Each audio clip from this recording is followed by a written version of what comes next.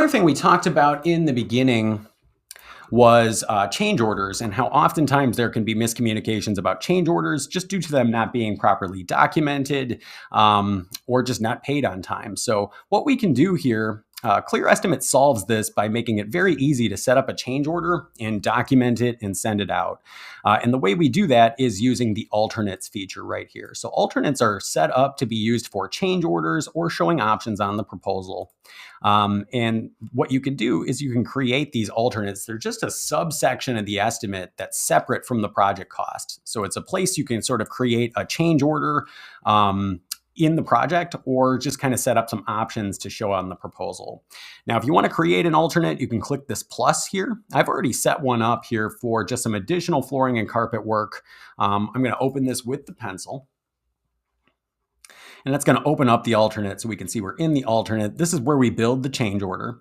You can see I've just kind of given it a title and a description. Beyond that, it looks just like the main projects page. You have all the same tools for adding line items into your change order, and then they're just going to live right here in this change order. Now, what's great is this has its own document we can send out. So within the alternate, you're going to see a separate view report right here. So if we click this and we go print to PDF, we can get an idea of what this change order report is going to look like.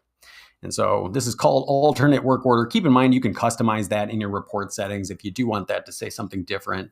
But then down below, I've just kind of outlined what the change order entails and the cost for the change order. And it even has its own separate signature box if they want to sign that.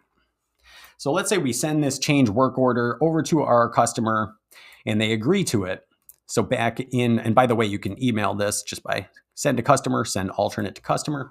But let's say they said, let's go ahead and do that change.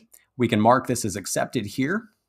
And then we can immediately invoice on this. So I'm going to go back to main project. Let's go more and create an invoice.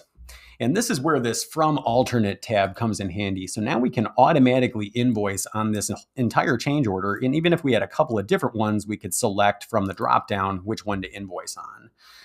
From there, we just kind of adjust our due date, double check our description, everything looks good. And then here we now have an invoice on our change order.